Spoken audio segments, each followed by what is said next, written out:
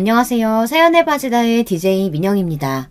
오늘 사연자는 사람이 돈 때문에 얼마나 사악해질 수 있는지를 뼈저리게 느낀 사건이 있었다는데요. 과연 어떤 사연인지 들어볼게요. 오늘도 두 가지 사연 준비되어 있는데요. 끝까지 들어주실 거죠? 그럼 오늘의 사연 바로 시작할게요. 안녕하세요. 저는 70대 할머니입니다. 저는 젊어서 일찍이 남편을 잃었어요. 첫째 아들이 이제 막 걸음마를 시작하고 둘째 아들은 태어난 지 100일도 되지 않았을 때였는데 남편이 평소 앓고 있던 심장질환으로 죽어버렸습니다. 믿고 의지했던 남편이 하루아침에 죽어버렸다는 슬픔도 잠시 정말 앞이 막막하더군요. 남편은 형제가 많은 집 막내 아들이었어요. 당시에 시아버지는 이미 돌아가셔서 안 계셨고 시어머니는 치매로 큰 아주버님 댁에서 모시고 계셨죠. 저와 아이들을 도와줄 사람은 아무도 없었습니다. 제가 기댈 곳은 친정밖에 없었어요. 하지만 친정 부모님께서는 남편을 잃고 어린 손주를 둘이나 달고 온 딸을 반가워하지 않으셨습니다. 원래 어려서부터 그랬어요. 저에게 위로 오빠가 하나 있는데 장남이라고 아들만 챙기셨거든요. 그게 문제였던 거죠. 저는 빨리 친정을 벗어나고 싶다는 생각에 고민도 안 해보고 고작 3번 만난 남자와 결혼을 했어요. 아버지가 동네에서 바둑두다 알게 된 할아버지의 조카의 손주와 말이죠. 잘 알지도 못하는 남자와 식을 올리고 아들을 둘이나 낳았습니다. 그때까지도 남편이 어릴 때부터 앓던 심장질환이 있다는 건 꿈에도 몰랐어요. 평소에 자주 숨을 벅차하길래 그냥 운동 보적이다 정도로만 생각했죠.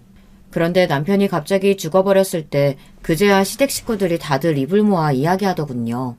원래 어릴 때부터 심장이 약했다고요.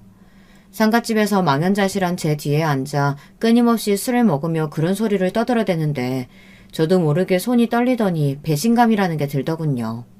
아, 내가 속았구나 싶더라고요. 저는 그래도 누구도 원망하지 않기로 했습니다. 제 남편이 어떤 사람이었든 누구였든 저에게 눈에 넣어도 아프지 않을 두 아들을 남겨주었으니까요. 저는 살아야 했습니다. 사랑스러운 아들 둘을 키워야 했으니까요. 남편과 살던 집은 시어머니 명의로 되어 있는 집이라 제가 계속 살 수가 없었어요. 남편이 죽자마자 큰 아주버님께서 집을 팔아야겠다고 하셨거든요. 큰 아주버님이 시어머니를 모시고 계시니 저는 버티고 있을 수가 없었습니다. 저는 결국은 어린 아들 둘을 데리고 집을 나와야 했습니다. 갈 곳이 없었던 저는 모진 말과 구박을 받을 거라는 사실을 알면서도 친정으로 갔습니다. 친정 부모님의 마음을 이해하지 못하는 건 아니에요. 사실 친정 부모님도 저를 받아줄 형편이 안 됐거든요. 친정 부모님도 평생 농사만 지으셔서 특별히 재산은 없으셨기 때문에 저를 거둬주시긴 힘들었죠. 네 사정 모르는 거 아니다만 너도 우리 사정 알잖아. 우리가 뭐가 있니? 아버지랑 나랑 둘이 간신히 농사지어서 두 노인네 먹고 사는데 애들까지 셋을 어떻게 건사하겠어? 건사는 무슨 건사? 다 늙은 부모한테 빌붙을 생각하지 말고 네가 빨리 정신 차리고 살 길 찾아라. 부모님은 하루라도 빨리 돈을 모아 나가라고 하셨어요. 과부된 딸까지 데리고 살 생각은 없으시다고요. 그런 소리까지 들었으니 저는 눈치를 안 볼 수가 없었죠. 저는 급한 대로 돈을 벌 만한 일을 찾아다녔습니다. 친정어머니께 애 둘을 맡기고 남의 집 일이며 식당 일이며 안 해본 게 없다시피 다 하면서 살았어요. 아직 말도 못하는 자식 둘이 제 얼굴만 보고 있으니 가만히 있을 수가 없었습니다. 제 목표는 빨리 돈을 모아 애들 데리고 살 만한 작은 월세 보증금이라도 구하는 거였어요. 그때는 정말 하루하루가 멀쩡하게 넘어가는 날이 없었습니다. 그래도 부모님이 농사를 지을 때는 저도 밥은 얻어먹고 다닐 수 있었는데 부모님이 땅을 팔고 나서는 그마저도 쉽지 않았어요. 어느 날 갑자기 찾아온 오빠가 부모님께 괜한 소리를 해서 땅을 팔아버리셨거든요. 이제 연세도 많으신데 언제까지 농사 지으실 거예요. 가지고 있어봐야 돈도 안 되는 땅 하루라도 빨리 팔아서 편하게 사시는 게 낫죠. 그래. 나나 네 엄마나 몸도 어디 하나 멀쩡한 것도 없으니 너는 농사 짓기도 힘들어. 우리 장남이 알아서 잘 팔아봐. 땅을 팔라고 부추긴 건 오빠인데 정작 땅을 팔고 나니 오히려 제가 부모님의 생계까지 책임져야 했습니다. 아버지가 땅을 팔자마자 오빠는 기가 막히게 나타나 사업 자금이 필요하다고 아버지가 땅 판 돈을 다 가져가 버렸어요. 그 이후로 아버지든 어머니든 돈 들어갈 일만 생기면 당연하다는 듯 저에게 달라고 하셨습니다.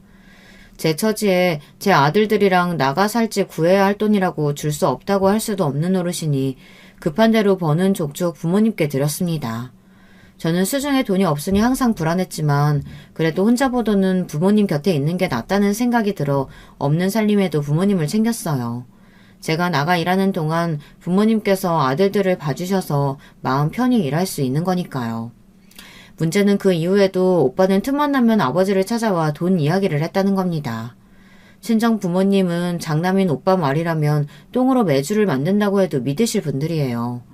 오빠는 하다하다 부모님이 사시던 집까지 팔아먹으려고 집문서를 가지러 왔다가 저와 마주쳤어요.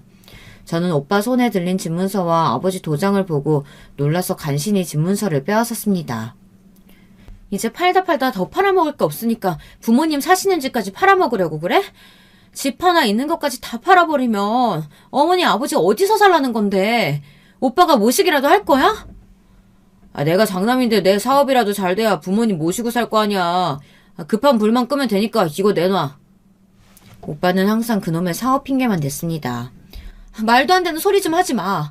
사업이 그 정도로 안 되는 거면 하루빨리 그만두고 다른 일을 해야지. 언제까지 사업한답시고 집안 뿌리 흔들 거야. 헐씨고. 겨우 중학교도 못 나오니까 뭘 한다고 오빠한테 훈계질이야. 부모님은 내가 알아서 하니까 너는 신경 꺼. 오빠 때문에 부모님이 거리에 나앉게 생겼는데 내가 어떻게 가만히 있어? 오호라. 이제 보니까 내가 이 집 팔면 너랑 너희 새끼들 갈 데 없을까봐 그러는 거구나. 너야말로 부모님 옆에 빌붙어 살 생각하지 말고 빨리 네 살 길이나 찾아 나가. 오빠는 막무가내였습니다. 하나뿐인 동생이 남편을 잃고 가부가 돼서 어린 조카들과 막막하게 살고 있는데도 전혀 신경이 쓰이질 않나 봅니다. 그때 알았죠. 세상에 믿을 놈 하나 없다는 걸요. 오빠는 장남이라고 부모의 사랑과 관심, 지원까지 모두 다 독차지하며 살았어요. 부모님이 그렇게 애지중지 키웠어도 오로지 자기밖에 모르더군요. 자기 하는 일에 제가 방해되니 저를 치워버리려고 했습니다. 저는 아무래도 이러고 있으면 안 될 것 같아 부모님께 제가 본 그대로 말씀드렸어요. 오빠가 부모님 모르게 집문서를 가지고 가려고 했다고요. 그런데 더 어이가 없었던 건 아버지의 태도였습니다. 장남이 힘들다는데 아버지가 못해줄 게 뭐가 있어? 집문서가 아니라 내 목숨을 내놓으라고 해도 줄 수 있지. 부모가 못나서 더 많이 못 도와줘서 미안타. 똑같은 자식인데 어떻게 저렇게 다를 수가 있을까요? 제가 가부가 돼서 애 둘을 데리고 들어왔을 땐 하루라도 빨리 돈 모아 나가라고 하시더니만 도대체 아들이 뭐길래 아들한테는 땅도 팔아주고 집문서까지 내어줄 수 있을까요? 도무지 이해할 수 없었습니다. 아버지, 제가 지금 당장 집을 팔겠다는 게 아니라 대출 조금만 받으려고 그러는 거예요. 받을 돈이 있는데 아직 받지를 못해서 그러는 거니까 돈 받는 대로 바로 갚을게요. 아이고, 우리 아들이 그동안 마음고생이 심했겠네. 걱정하지 말고 지금 당장 나랑 같이 은행 가자. 필요한 돈이 얼마든 내가 다 빌려다 줄게. 저는 기가 차서 말도 안 나왔습니다. 제가 얼마 전에 아들 돌이라 떡이라도 좀 해야겠다고 말했을 땐 들은 척도 안 하시더니만 오빠가 힘들다는 말에 아주 안쓰러워 어쩔 줄 몰라 하시더군요. 아버지는 곧장 집문서를 오빠에게 줬어요. 오빠는 부모님 집을 담보로 대출받아 홀라당 가져갔습니다.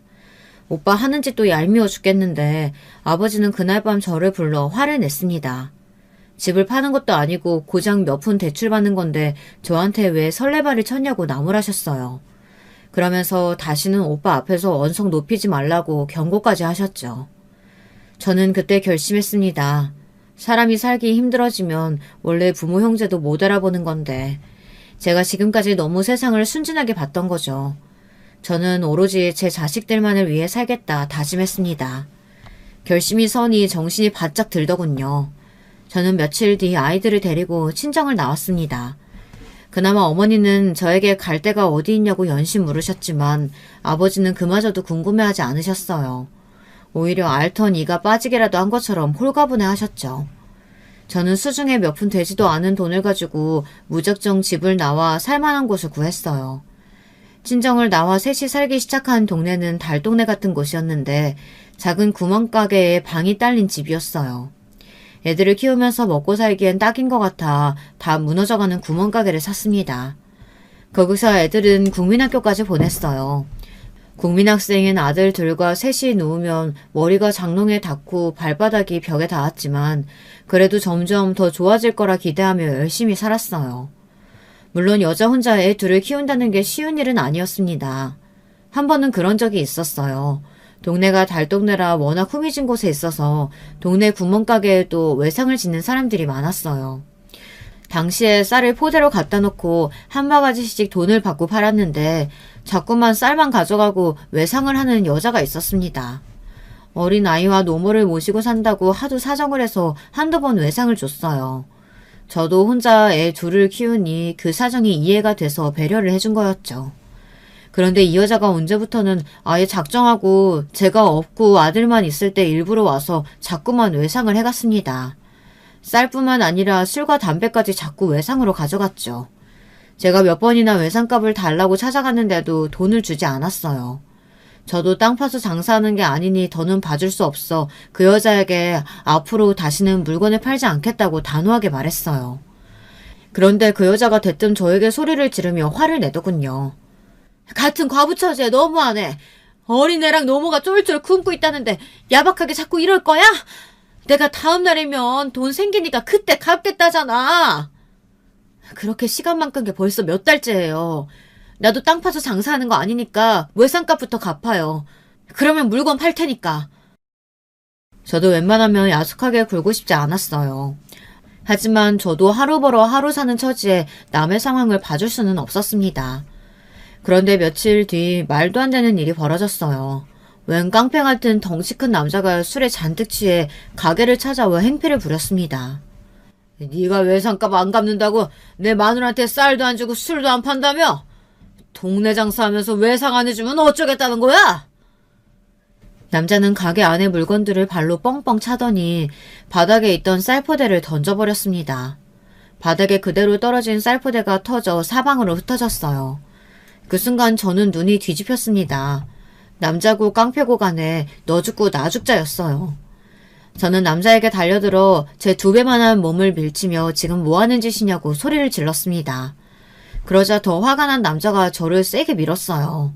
저는 그대로 바닥에 꼬꾸라졌습니다.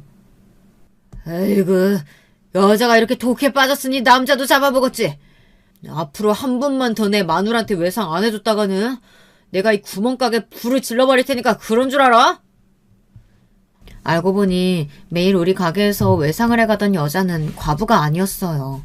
버젓이 남편이라는 작자가 있었습니다.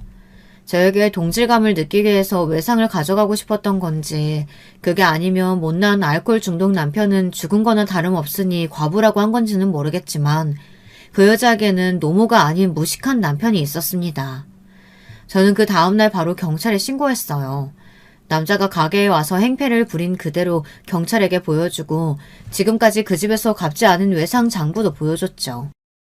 알고 보니 그 알코올 중독에 걸린 남자는 폭력 전과도 있고 최근에 절도죄로 교도소에 다녀왔더군요. 경찰은 우선 파손된 물건과 외상값을 갚으라고 경고를 하고 갔어요. 하지만 비슷한 일이 또 있으면 그때는 이 정도로 끝나지 않을 거라고 남자에게 경고하더군요. 남자가 돌아가고 난 뒤 저는 혼자 바닥에 주저앉아 바닥에 떨어진 쌀을 다 주웠어요. 한 톨도 남김없이 주우려고 몇 시간 동안 바닥을 기어다녔는지 모릅니다. 애들이 없었을 때면 내가 왜 이런 취급을 받으며 여기서 이러고 있나 신세 한탄이나 하다 가게고 뭐고 포기했겠지만 저는 그럴 수 없었습니다. 버티고 살아야 했으니까요. 여자 몸으로 혼자 애 둘을 키우며 산다는 게 참 쉽지 않았습니다. 그런데 그날 저녁 남자는 다시 가게로 찾아왔어요. 평범한 사람이라면 당연히 사과하러 왔겠지만 그 남자는 아니었죠. 또다시 술에 취해서는 저에게 해코지하러 온 거였어요. 남자는 칼까지 들고 가게에 들어와 저를 위협했습니다. 그러고는 다짜고짜 제 뺨을 갈겼어요. 저는 그럴 줄 알았습니다. 원래 인간이라는 게 잘 안 변하잖아요. 멍청한 인간이 또 교도소를 갈지도 모르는데 생각 없이 찾아온 거죠. 그때였어요. 제가 미리 부탁해 대기하고 있던 경찰들이 그 남자를 잡아갔습니다. 남자는 자기가 잘못을 저지르고도 억울하다며 소리를 질러댔지만 소용없었어요. 남자가 하는 짓을 이미 경찰들이 직접 눈으로 다 확인했으니까요. 남자는 그대로 다시 교도소로 들어갔습니다. 그때 일은 다행히 잘 해결됐지만 그날 이후에도 그런 일들은 무수히도 많았어요.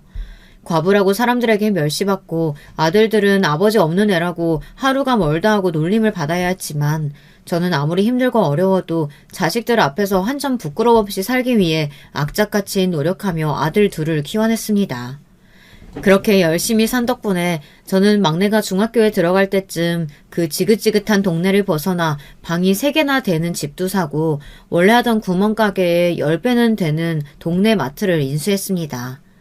그렇게 열심히 산 덕분인지 아들 둘은 자랑스럽게 자랐어요. 큰아들은 명문대를 나와 이름만 대면 다 아는 대기업에 들어갔고 둘째 아들은 외교관이 되어 세계 여기저기를 돌아다니고 있습니다. 아들들만 생각하면 저는 밥을 안 먹어도 배가 다 불렀어요. 젊어 고생은 사서도 한다는데 제가 젊어서 고생하며 산 덕에 우리 아들들이 남들 앞에 인정받으며 사는 것을 보면 마음이 벅찼습니다. 지금 죽어도 여한이 없다는 말이 딱 맞았어요. 그런데 이제 아무 걱정 없이 살면 되겠다 싶었던 순간에 또 새로운 고난이 찾아오더군요. 자식이라는 게 참 마음대로 되질 않아요. 이제 웬만해선 돈 걱정은 안 해도 되고 아들 둘 다 장성했으니 장가만 보내면 되겠다 싶었는데 큰아들이 결혼하겠다고 데려온 며느리감이 마음에 안 들었어요. 제 아들은 명문대도 나오고 대기업도 다니고 있는데 여자는 대학도 못 나오고 어디 보험회사인가 다니는 애를 데리고 왔더라고요. 거기다가 부모가 일찍 돌아가셔서 오빠랑 둘이서만 살았대요. 고아나 다름없는 거죠. 사실 저도 제가 이럴 줄은 몰랐는데 아들이 데려온 여자가 너무 마음에 안 드니 반대를 하게 되더군요. 이 어미가 이 정도 나이까지 살아보니까 사람은 다 비슷비슷한 사람끼리 살아야 잘 살더라. 괜히 안쓰럽고 불쌍하다고 동정하는 마음을 사랑이라고 착각하고 살면 나중에 후회하게 되어 있어. 엄마, 나도 어릴 때 아버지 돌아가시고 힘들게 살았잖아. 나는 뭐가 다르다고 그래요. 엄연히 다르지. 너도 네 엄마가 있잖아. 아버지 없는 애들이라는 소리 안 듣게 하려고 엄마가 혼자 얼마나 악착같이 버티면서 키웠는데 봐라. 내가 너랑 네 동생을 얼마나 훌륭하게 키웠는지. 좋은 대학 나오고 남들이 알아주는 직장 다녀야만 훌륭한 거예요. 영자 씨도 오빠가 혼자 힘으로 훌륭하게 키워서 열심히 살고 있다고요. 엄마, 제발 조건만 보지 말고 영자 씨의 내면을 봐주세요. 아들은 뜻을 굽히지 않았어요. 그 여자가 아니면 평생 결혼도 안 하고 독신으로 늙어 죽겠다고 고집을 피웠죠. 세상에 자식이 계는 부모가 어디 있겠습니까? 저는 세상에서 제일 무서운 게 바로 자식들이에요. 비슷한 일을 전에도 한번 겪었던 적이 있거든요. 작은 아들이 하겠다는 일을 못하게 했다가 작은 아들하고도 등지고 살 뻔했어요. 작은 아들은 서울에서 대학을 다니다 다짜고짜 미국으로 유학을 가겠다고 선언하고 미국으로 가버렸습니다. 물론 본인이 능력이 있으니 선택한 길이었지만 어려서부터 단 한 번도 떼어놓은 적 없었던 자식이 하루아침에 그 머나먼 길을 간다고 하니 저는 너무 서운했습니다. 그래서 처음엔 허락해주지 못했어요. 아무리 자식이 원하는 길이어도 제가 사랑하는 아들들이 멀어지는 건 싫었거든요. 그때 이런저런 핑계를 대며 작은 아들을 잡았는데 아들은 제가 돈 때문에 그러는 줄 알고 마음 상해했습니다. 나도 혼자 그 먼 나라 가는 거 무섭고 겁나요. 근데 내가 태어나서 처음으로 하고 싶은 일이 생겨서 그러는 건데 이 정도도 못 도와주세요? 정 지원해 주시기 힘드시면 제가 가서 일하면서 공부할게요. 제가 나가서 공부하고 와야 돌아와서도 엄마가 좋아하는 돈, 그 돈 많이 벌어들일 수 있어요. 그러니까 투자라고 생각하고 등록금이랑 비행기 티켓만 좀 도와주세요. 아들은 완강했습니다. 무슨 수를 써서든 미국에 가고 싶어 했죠. 저는 돈 때문에 이러는 게 아니라고 말했는데도 아들은 믿지 않았어요. 제가 혼자 힘으로 아들 둘을 키우느라 돈돈거리고 악착같이 사는 모습만 곁에서 지켜봐서인지 아들들은 제가 무슨 돈에 미친 사람이라고 생각하고 있었거든요. 결국은 작은 아들에게 졌어요. 그때 제가 아들에게 진 덕분에 아들은 훨훨 날아 미국으로 가버리더니 외교관이 되어 돌아왔습니다.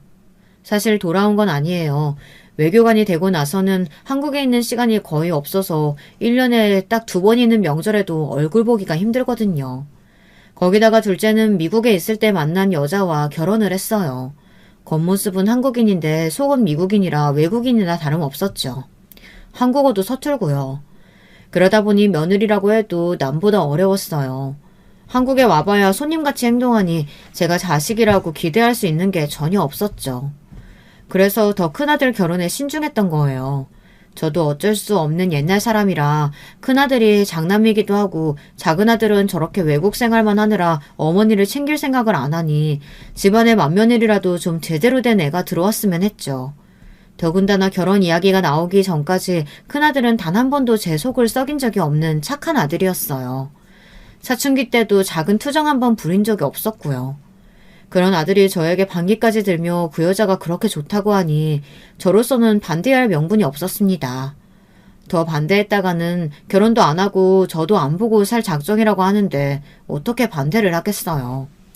저는 20대에 과부가 돼서 제 인생을 바쳐 키운 아들들을 모두 환갑이 되기 전에 장가도 보내고 독립을 시켰습니다. 아들들의 인상이 전부 제 마음에 드는 건 아니었지만 그래도 부족한 거 없이 다 이뤄냈다고 생각했어요. 그 점에 있어서는 나름 자부심도 있었고요. 그런데 육아라는 게 장가 보냈다고 다 끝나는 게 아니더군요. 새 식구가 생기니 더 신경 쓸 일도 많고 문제도 많았어요. 맏며느리라 저도 모르게 기대를 좀 했는데 기대를 하면 할수록 실망할 일이 생기더군요. 당연한 일이었죠. 제 자식도 제 말을 안 듣고 마음대로 안 되는데 남의 자식이 마음대로 되겠어요. 한 번은 이런 일이 있었습니다. 큰아들이 결혼한 지 얼마 되지 않아 바로 아들 생일이었습니다. 저는 평생 일을 하며 애 둘을 혼자 키워냈지만 아들들 생일만큼은 빠지지 않고 챙겼습니다. 사실 생일이란 게 별거 없잖아요. 미역국이랑 반찬 몇 가지 해서 먹이고 케이크 사다가 초에 불 붙여서 끄면 그만이잖아요. 참 별거 아니라도 그게 사람 사는 도리이고 낙이니 잊지 않고 챙기려고 노력하며 살았죠. 저는 결혼하고 나서 첫 생일이니 당연히 며느리가 알아서 준비할 줄 알았습니다. 그런데 아들 생일이 며칠 남지 않았는데도 큰며느리는 전화 한 통이 없더라고요. 제가 큰 기대를 하는 건진 몰라도 명색이 결혼하고 첫 생일인데 주말에 가족끼리 만나 식사라도 하지 않을까 기대했습니다. 그런데 정작 아들 생일 전날까지 며느리고 아들이고 연락이 아예 없길래 그냥 둘이 알아서 시간을 보내려나 보다 하고 말았죠. 신혼인데 둘이 보내고 싶은가 보다 싶어서요. 그런데 생일 당일날 아침 아들에게 축하 전화를 했더니 아들이 미역국도 못 먹고 출근을 했답니다. 저는 미역국은 아니라도 그래도 뭐라도 먹고 출근했겠지 했는데 아예 빈속이래요. 원래 자기들은 둘 다 아침을 먹지 않는답니다. 아무리 평소에는 아침을 안 먹어도 생일날인데 빵이라도 하나 입에 물고 나와야지. 어떻게 하루 종일 나가서 일하는 사람들이 빈속으로 출근을 해? 엄마는 새벽에 일어나 가게 나가기도 전에 너희들 먹을 밥상 다 차려놓고 나갔어. 전화하기 전까지는 분명 괜히 잔소리하지 말아야지. 이러면 며느리고 자식이고 싫어한다는 걸 알면서도 제 자식이 귀하니 마음이 좋지 않아 저절로 말이 튀어나왔어요. 이럴 줄 알았으면 저라도 전날 미역국이라도 끓여다 줬을 텐데 마음이 불편하더라고요. 엄마, 안사람도 나랑 똑같이 출근하고 퇴근하는데 아침 차릴 시간이 어딨어요. 우리 부부는 이렇게 사는 게 편해서 그런 거니까 괜한 신경 쓰지 마세요. 미역국은 평소에도 매일 먹는데 생일이라고 꼭 챙겨 먹을 거 뭐 있어요. 그냥 저녁에 와이프랑 만나서 함께 사 먹고 들어갈 거니까 걱정하지 마세요. 더 서운한 건 아들 녀석의 말이었습니다. 나랑 살 때는 생일이면 불고기를 해달라, 갈비찜을 해달라 난리더니 자기 아내한테는 아침밥을 안 차려줘도 상관없고 저녁엔 나가서 맛있는 거 사 먹겠다네요. 당연한 말인데 제 귀에는 왜 얄밉게 들리는지 모르겠어요. 나도 아침잠 더 자는 게 좋고 밖에 나가 외식하는 게 더 편하고 좋은 사람이에요. 저랑 살 때는 일절 제가 아침에 바쁜지 어떤지 관심도 없고 뭘 좋아하는지 알지도 못하던 아들이 자기 아내만 신경 쓰고 걱정하는 게 꼴보기 싫었습니다. 저도 어쩔 수 없는 시어머니인가 봐요. 옛날에 시어머니가 저에게 잔소리 몇 마디 하면 그게 그렇게 싫었는데 저도 아들들이 하는 짓을 보면 며느리들이 부러우면서도 셈이 나더라고요. 저는 아무래도 이러고 있다가는 큰아들 녀석이 생일에 미역국도 못 얻어먹을 것 같아 급하게 점심때 미역국을 끓였습니다. 아들놈이 좋아하는 굴을 잔뜩 넣고 굴 미역국을 끓였어요. 그러고는 곧장 가게를 직원들에게 맡기고 택시를 잡아타고 아들네 집에 갔습니다. 괜히 저녁 때 가면 애들 퇴근하고 둘이 시간 보내는데 방해하는 것 같아서 낮에 살짝 두고 오려고요. 당시에 애들 집이 회사 근처에 있는 작은 복도식 아파트였는데 엘리베이터에서부터 아들네 집 현관이 열린 게 보였어요. 저는 이 시간에 왜 집 문이 열려있나 싶어 놀라서 집에 달려갔습니다. 아들이고 며느리고 둘 다 일하러 갔을 시간이니까요. 그런데 제가 집 안에 들어갔다가 깜짝 놀랐어요. 글쎄 며느리가 거실에 대자로 누워서 자고 있더라고요. 오후 2시가 넘은 시간에 말이죠. 저는 기가 막혀서 며느리를 깨웠습니다. 요즘에는 상상도 할 수 없는 일이지만 옛날에는 여름이면 다들 현관문은 열어놓고 생활하긴 했어요. 에어컨이 집마다 있을 때가 아니다 보니 날씨가 너무 더우면 창문이고 문이고 다 열어놓고 살았죠. 활짝 열린 현관문이 문제가 아니라 집안 상태가 문제였습니다. 도무지 청소나 빨래를 하지 않는지 집안이 엉망이었어요. 그때 저를 보고 놀란 건 며느리도 마찬가지였습니다. 저는 끓여온 미역국을 가스레인지 위에 올려놓으면서 왜 이 시간에 집에 있냐고 물었어요. 출근했을 시간 아니냐고요. 보험일이라는 게 사무직처럼 사무실에 하루 종일 앉아있는 일이 아니어서요. 오늘은 일이 없어서 집에서 좀 쉬고 있었어요. 금며느리는 보험일을 하다 보니 출근 시간이나 퇴근 시간이 대중이 없다네요. 그래서 낮에는 집에 있을 때도 많대요. 저는 몰랐습니다. 항상 큰아들에게 전화하면 큰며느리가 바쁘다고 하니 저는 그런 줄만 알았죠. 그래, 그럼 내가 괜히 왔구나. 나는 새아기 네가 바쁜 줄 알고 애 생일이라 굴 미역국 좀 끓여왔지. 며느리가 집에 있는 줄 알았으면 집까지는 안 왔을 텐데 저는 괜히 실수했다 싶어 급하게 미역국만 주고 가려고 했습니다. 그런데 제가 굴 미역국을 끓여왔다고 했더니만 큰며느리는 제가 끓여온 냄비 뚜껑을 열고 안을 확인하더니 코를 막으며 인상을 확 구겼어요. 굴 미역국이요? 아, 저는 굴 안 먹는데. 그리고 저녁은 그이랑 나가서 먹기로 했어요. 아무리 갑자기 들이닥친 시어머니가 싫어도 그렇지 큰며느리는 얼굴에 싫은 내색이 역력했어요. 그러면서 냄비 뚜껑을 세게 닫아버리더군요. 그 모습을 보는데 저도 모르게 미간이 구겨졌습니다. 너는 싫어해도 우리 아들은 좋아해. 아무리 외식이 좋아도 그래도 애 생일인데 미역국이라도 자기가 좋아하는 걸로 먹여야지. 생일날까지 아내 눈치 봐야 하겠니? 너는 아내라는 애가 어쩜 그렇게 남편을 챙길 줄을 모르니? 저도 못된 시어머니 노릇은 하고 싶지 않았지만 며느리 하는 꼬락서리를 보니 저도 모르게 말이 툭툭 튀어나왔습니다. 제 아들은 아내 편하게 해주겠다고 평생 꼬박꼬박 먹던 아침밥도 안 먹고 출근하고 시어머니 앞에서 매번 며느리 편까지 들어주는데 며느리는 도대체 제 아들을 위해서 뭘 하는 건지 모르겠더군요.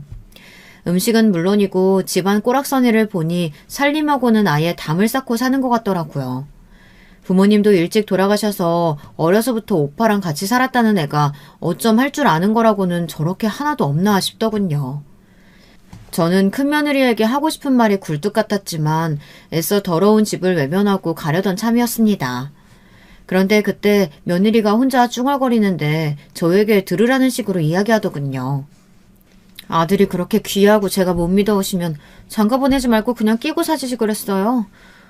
아휴, 엄마 없는 사람 서러워서 살겠나.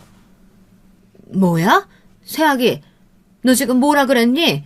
그게 시어머니 듣는 앞에서 할 소리니? 저는 10년도 훨씬 지난 일이지만 아직도 그날 일이 생생합니다. 큰며느리가 저를 쏘아보며 말대답했던 그 일을요. 가족이라도 서로 기분이 상하면 별의별 말 다 할 수도 있는 거지만 이제 막 결혼한 새아기가 시어머니가 하는 말이 좀 거슬린다고 말대꾸를 하는데 기분이 상하더군요. 이런 말 하고 싶지는 않았지만 이래서 가정교육이 중요하다는 말을 하는 거구나 싶었죠. 부모도 없이 부모랑 둘이 살면서 뭐든 가르쳐주는 사람이라고는 없었을 테니 자기 멋대로 구는 것 같더군요. 제가 그렇게 화를 내는데도 며느리는 아랑곳하지 않았어요. 뭘 어쩌라는 거냐라는 눈빛으로 저를 보고 있었죠. 그러더니 한마디 하는 말이 어이가 없었습니다. 저 이제 씻고 나가봐야 하는데 언제까지 여기 계실 거예요? 큰며느리의 뻔뻔함에 말문이 턱하고 막혀버리더군요. 저는 순간 기가 차서 헛웃음이 다 튀어나왔습니다. 저는 그대로 혀를 차며 아들 집을 나와버렸어요. 저런 애랑은 잠시도 말을 섞고 싶지 않아서요. 그 길로 택시를 잡아탄 저는 어쩌다 저런 애가 우리 며느리가 됐을까 신세 한탄만 하며 돌아왔습니다. 결혼 전에는 저도 며느리가 단지 조건이 마음에 안 들어 결혼을 반대했어요. 하지만 아들이 끝까지 버틴 덕분에 결혼을 허락했죠. 그 이후에도 저는 큰며느리를 예쁘게 보려고 노력했어요. 잘해주려고도 했습니다. 그래서 집이든 혼수든 큰며느리가 하고 싶다는 대로 다 해줬어요. 그런데 큰며느리는 결혼식 직전까지도 저에게 살갑게 굴지는 않았어요. 저는 제가 100번 양보해서 그게 다 제가 결혼을 반대해서 저에게 앙금이 남아 그러는 거라고 생각했어요. 시간이 지나면 자연스레 가족이 될 줄 알았죠. 그런데 큰며느리는 제가 생각했던 것보다 훨씬 더 별로였어요. 제 마음에 안 드는 정도가 아니라 애가 기본이 하나도 안 됐더군요. 하지만 이제 와서 뭘 어쩌겠어요. 제가 무슨 말을 해도 아들은 저런 상식 없는 애가 좋다는데요. 그날도 제가 가게로 돌아오니 바로 아들에게 쪼르르 연락이 왔어요. 왜 연락도 없이 집에 와서 며느리에게 잔소리를 하고 갔냐고 따지더군요. 어머니가 도대체 뭐라고 하셨길래 그 사람이 울면서 전화 왔어요. 자기가 생일인데 미역국도 못 챙겼다고 미안하다고요. 제가 어머니께 분명히 괜찮다고 했는데도 꼭 그렇게 티를 냈어야 했어요? 그 독한 게 네 앞에서는 울었다고? 아이씨구, 아주 백녀시가 따로 없구나. 내 앞에서는 그렇게 찬바람 쌩쌩 불더니만 남편 앞에서는 여우짓 하는 게 걔 아주 무서운 애다. 그랬습니다.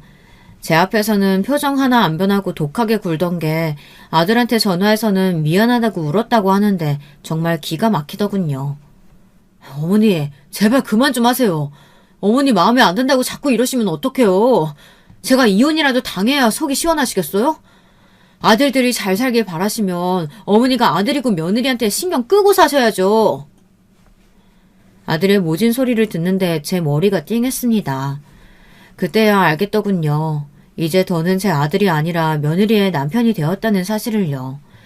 저는 모든 게 다 마음에 안 들고 서운했지만 단념하기로 했습니다. 아들 말대로 해주기로 했어요. 제가 며느리가 아무리 싫어도 저랑 사는 게 아니고 아들이랑 둘이 사는 거니 자기들끼리 행복하게 살면 그만이다 마음을 접기로 했어요. 아들 말대로 괜히 저 때문에 사이가 틀어져서 헤어지기라도 하면 평생 그 원망을 듣고 살아야 하니까요. 저는 그때부터 일절 아들들에게 신경을 쓰지 않았습니다. 저는 자식들에게 부모로서 할 도리만 하며 저대로 살았어요. 열심히 가게 일도 하고 쉬는 날이면 혼자 운동도 다녔어요. 동네 친구들이랑 놀러 다니면서 자유롭게 살았습니다. 그 사이에 아들들은 자식들도 낳고 더 바쁘게 사는 것 같았죠. 자식 키우며 사는 모습이 안쓰러워 도와주고 싶다가도 며느리만 떠올리면 아차 싶어서 신경 쓰지 않았습니다. 제가 또 나서서 한 소리 해도 어쩌니 저쩌니 난리를 칠 테니까요. 그러던 중 도저히 제가 참견하지 않을 수 없는 일이 생겼습니다. 어느 날 갑자기 큰아들에게서 연락이 왔는데 저더러 큰며느리가 들라고 한 보험을 다 들었냐고 하더군요. 그래서 저는 몇 가지 들었다고 했어요. 사실 큰며느리가 다른 건 몰라도 일 하나는 잘해요. 부모님 일찍 돌아가시고 큰며느리 오빠가 먼저 보험회사에 다니면서 동생을 키웠는데 큰며느리도 성인이 되면서 자연스레 바로 오빠를 따라 같이 보험을 팔기 시작했다더라고요. 큰며느리는 20대 초반부터 보험을 했기 때문에 경력이 오래됐어요. 큰며느리도 그렇고 큰며느리 오빠도 둘 다 보험왕도 여러 번 했다고 하더라고요. 그랬으니 저도 큰며느리에게 보험을 여러 개 들었어요. 큰며느리가 꼭 필요한 거라고 하길래 알아서 들어달라고 했죠. 덕분에 저도 병원에 가면 병원비도 거의 다 받을 수 있어서 잘했다고 만족하고 있었어요. 그래서 주변 아는 사람 여러 댁에 며느리를 소개했고요. 그런데 제 말에 아들이 갑자기 버럭 소리를 지르며 혹시 주변에 아는 사람들도 소개해줬냐고 묻더군요. 그래서 주변에 며느리가 보험한다고 이야기는 했다고 했습니다. 그래서 주변에 물어보면 며느리 연락처를 알려줬다고요. 그러자 아들이 깊은 한숨을 몰아쉬었어요. 그러더니 한다는 소리가 걱정되더군요. 지금까지 들은 건 할 수 없는데 앞으로는 괜히 주변 사람 소개하지 마세요. 그 일로 제가 좀 회사에서 곤란해져서 그러는 거니까 앞으로는 준호 엄마가 사람 소개해달라고 해도 소개해주지 마세요. 저는 걱정되어서 무슨 일이냐고 왜 그러는지 꼬치꼬치 물었어요. 제가 제 아들을 아는데 예산일이 아니면 이렇게 심각하게 얘기할 애가 아니거든요. 계속 입을 다물고 있던 아들이 제 걱정에 끝내 입을 열었는데 아들 하는 말이 기가 막혔습니다. 글쎄 큰며느리가 자기 오빠랑 작당하고 이래저래 보험 사기 비슷하게 하다가 걸렸나 봐요. 큰아들 말이 심각한 건 아니라는데 제가 보기엔 절대 작은 일이 아니었습니다. 큰며느리가 큰아들 주변에 아는 직장 동료들까지 소개를 받아 싹 다 보험 설계를 했대요. 그래서 그 해에 큰며느리가 또 보험왕이 됐답니다. 그런데 거기서 끝이 아니었어요. 며느리 본인이 계약한 회원들 정보를 자기 오빠한테 멋대로 넘겨 그 명예를 가지고 다른 보험까지 들게 유도했나 봐요. 물론 그런 식으로 영업할 수는 있지만 그런 과정에서 사람들에게 돈까지 주며 계약을 받은 겁니다. 그렇게 다른 보험을 들게 하고 만약 그 사람이 다른 사람을 소개하면 또 돈을 주는 방식으로 멋대로 해왔던 거죠. 그게 소문이 나서 큰며느리와 큰며느리 오빠 보험회사에서 감사를 받았나 봐요. 그뿐이 아니라 문제는 그게 큰아들 직장에 소문이 나서 아들이 직장에서 곤란했나 보더라고요. 사람들이 꼭 다단계 갔다고 뒤에서 수군거린답니다. 거기다가 손주 친구 엄마들까지 끌어들여서 동네에서도 얼굴 들고 다니기가 민망하대요. 제가 이럴 줄 알았어요. 그 요망한 것이 한 번은 사고칠 줄 알았습니다. 저는 평소처럼 참고 넘어가려고 했는데 아무래도 큰아들의 깊은 한숨소리가 마음에 걸려 며느리를 찾아갔습니다. 신혼 때 이후 아들 집이라고는 생전 찾아가지 않았었는데 아무래도 이번 일은 그냥 넘어갈 수가 없어 집으로 갔어요. 그런데 오랜만에 찾은 집은 여전히 엉망이었습니다. 애가 둘이나 있는데도 여전히 청소를 안 하는지 집안꼴이 말이 아니더군요. 거기다가 큰며느리의 오빠도 버젓이 집에 와 있었어요. 원래 자기 집 마냥 자주 온다는 이야기는 아들에게 들은 적이 있었는데 막상 제 눈으로 보니 기분이 좋지는 않더군요. 사실 그런 사사로운 것까지 신경 쓰이지도 않았어요. 단지 제 아들과 손주들이 걱정될 뿐이었습니다. 저는 며느리에게 회사에서 감사 들어간 건 어떻게 됐냐고 물었어요. 일하는데 별 문제는 없는 거냐고요. 그러자 큰며느리는 아무렇지 않다는 듯 원래 보험회사라는 게 감사하는 게 흔한 일이랍니다. 별로 심각한 일이 아니라네요. 저는 며느리의 태도가 마음에 들지 않아 마음을 가다듬고 최대한 차분하게 말했습니다. 아무리 돈 버는 것도 좋지만 사람이 주변에 민폐 끼치고 나가서 사회생활 하는 사람 곤란하게 하면 안 되는 거지. 어떻게 남편 직장 사람들한테까지 그런 짓을 해? 어머님이 무슨 소리를 듣고 오셨는지 몰라도 원래 영업하는 사람들은 다들 그렇게 하는 거예요. 그렇게라도 하니까 보험왕도 하면서 애들 키우는 거죠. 우리 아들이 능력 없어서 애들 굶기는 것도 아닌데 너무 그렇게 악착같이 하지 마. 너도 이제 나이가 있는데 보험은 소일거리로 하면서 집에서 애들 챙기고 살림 열심히 해야지. 그게 돈 버는 거야. 저도 하고 싶은 말은 굴뚝 같았지만 애써 참고 좋게 말한 겁니다. 그런데 그때였어요. 옆에 있던 큰며느리 오빠가 불쑥 말을 끼어들었습니다. 사돈 어르신이 뭘 몰라서 하시는 말씀인데 어르신 아들만 돈 잘 버는 거 아니에요. 준호 엄마도 최선을 다해서 이 자리까지 온 건데 그렇게 멋대로 이래라 저래라 하시면 안 되죠. 시어머니라고 해준 것도 없으면서. 순간 저는 제 두 귀를 의심했습니다. 잘못 들은 건 줄 알았어요. 저는 기가 막혀서 헛웃음이 다 나왔습니다. 말씀 참 이상하게 하시네요. 제가 언제 준호 엄마 일하지 말고 집에서 눌러 앉으라고 했습니까? 그리고 말이 나와서 말인데 남편이고 자식이 주변 사람들한테 다단계 소리까지 듣는데 그런 일에서 돈 많이 벌어봐야 그게 다 무슨 소용이에요. 사돈 어르신도 혼자 아들 키우셨다면서 세상을 너무 모르시네. 먹고 살려면 다단계든 뭐든 원래 뭐든지 해서 먹고 사는 겁니다. 직업에는 원래 귀천이 없어요. 형님, 지금 저희 어머니께 뭐 하시는 겁니까? 왜 언성을 높이고 그러세요? 그때였습니다. 마침 퇴근하고 돌아온 아들이 집에 들어오다가 상황을 보고 놀라서 제 앞을 가로막고 섰어요. 매제, 내가 못할 소리 했나? 사돈 어르신이 잘 알지도 못하면서 툭하면 내 동생 시집살이 시키는데 나도 가만히 못 있겠네. 내 동생이 뭘 해서 먹고 살든 말든 도대체 무슨 상관이냐고. 그렇게 아들이 걱정되면 돈이나 좀 펑펑 주든지. 형님, 그만하세요. 아무리 뭘 몰라도 할 말 못할 말 구분은 하셔야죠. 그만 돌아가세요. 뭐야? 내가 모르긴 뭘 몰라. 자네야말로 명문대 좀 나왔다고 매일 뻐기는데 그래봐야 월급쟁이 주제에 어디서 잘난 척이야? 아이고, 이게 도대체 무슨 일이라니. 집안 꼴 잘 돌아간다. 저는 속이 상하다 못해 문드러져서 그대로 아들 집을 나와버렸어요. 도대체 어디서 저런 무식한 인간들이 내 아들 인생에 끼어들어서 이런 못 볼 꼴까지 봐야 하는 건지 모르겠습니다. 그날 이후 아들은 저에게 죄송하다고 전화가 왔어요. 며느리와 며느리 오빠와도 잘 풀었으니 걱정하지 말라고요. 아들이 걱정하지 말라고는 했지만 저는 그런 아들이 더 걱정됐습니다. 예전에는 그래도 며느리랑 둘이 잘 사는 것 같아 보였는데 요즘은 아들 얼굴이 영 좋지 않았거든요. 마음고생도 좀 하는 것 같고요. 그런데 며칠 뒤 웬일로 큰며느리한테 전화가 먼저 다 오더군요. 아무래도 며칠 전에 일이 마음에 걸렸는지 저에게 저녁을 다 대접하겠다네요. 그것도 밖에서 먹는 게 아니라 집에서 큰며느리가 저를 위해 상을 차리겠대요. 며느리가 저를 위해 밥을 차려준 게 우리 집에 시집 온 지 몇십 년 만에 처음 있는 일이었습니다.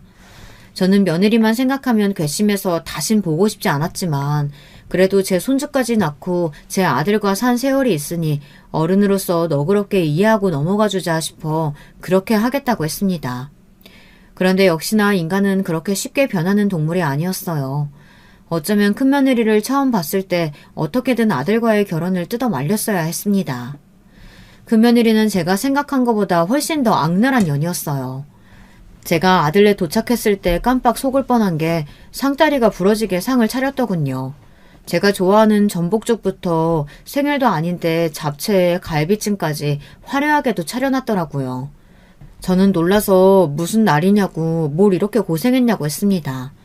그러자 가소로운 며느리년이 입까지 가리며 웃으며 부끄러워하더군요. 생각해보니 제가 지금껏 어머니한테 매일 밥상을 받아보기만 했지 해드린 적은 한 번도 없더라고요. 지난번에 어머님 댁에 갔을 때 잘못한 것도 사과드릴 겸 신경 좀 써봤어요. 어때요? 마음에 드세요? 마음에 든다마다 우리 큰며느리가 이렇게 솜씨가 좋은 줄은 내가 십몇 년 만에 처음 알았네. 시작은 좋았습니다. 그때까지만 해도 큰며느리가 저에게 진심으로 사과를 하고 앞으로 잘 지내보겠다고 이런 자리를 마련했나 보다 했죠. 그런데 잠시 뒤 믿기지 않는 일이 벌어졌습니다. 식사를 막 하려던 차에 큰며느리가 갑자기 자리에서 벌떡 일어나더니 제가 좋아하는 매생이국도 끓였다며 금방 가지고 오겠다고 주방으로 후다닥 들어갔어요. 그쯤 되니 큰며느리가 뭘 잘못 먹어서 저러나 이제는 걱정될 지경이었습니다. 저는 고생스럽게 무슨 국까지 가지고 오냐고 됐다고 하려고 며느리를 따라 나섰습니다.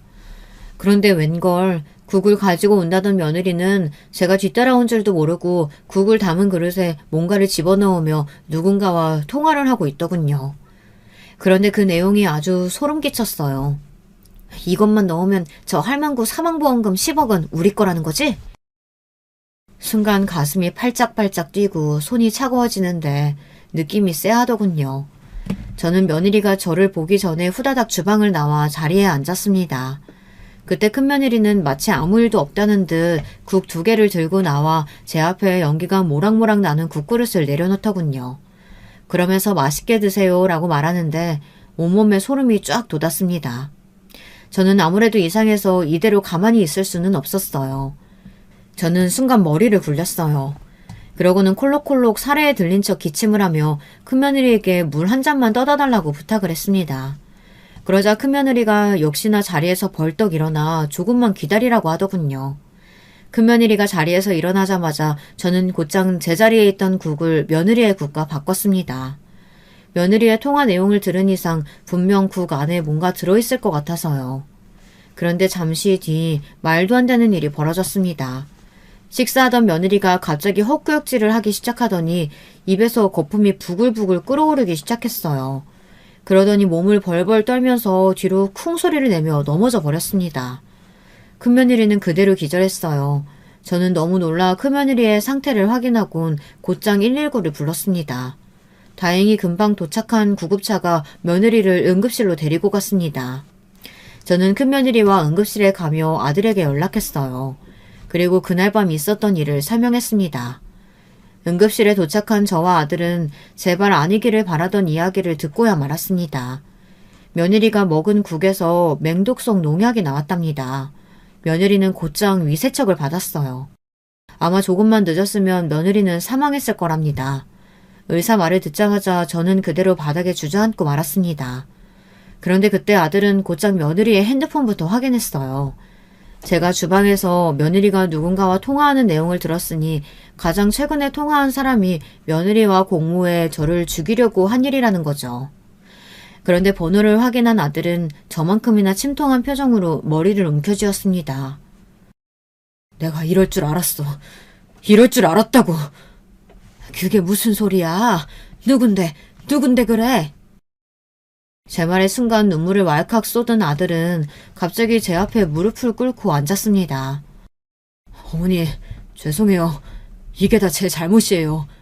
어머니가 결혼하지 말라고 했을 때 결혼하지 말았어야 했는데 저런 악마 같은 여자랑 결혼해서 제가 어머니까지 잃을 뻔했어요.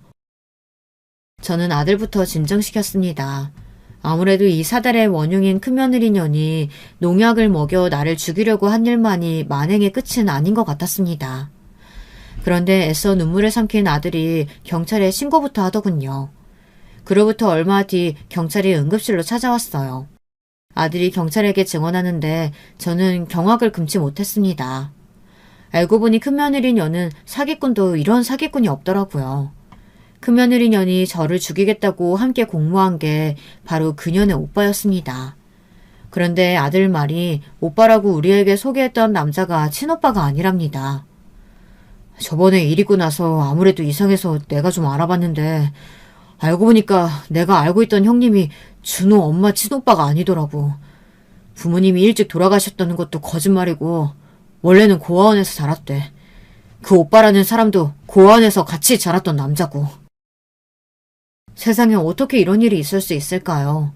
그러니까 큰며느리는 애초에 결혼할 때부터 저와 아들을 속인 거였어요. 아들이 아무래도 아내와 그 오빠라는 놈이 이상해서 사람을 시켜 뒤를 캤는데 큰며느리와 그 오빠라는 남자는 고아원에서 나가면서부터 둘이 내내 살았답니다.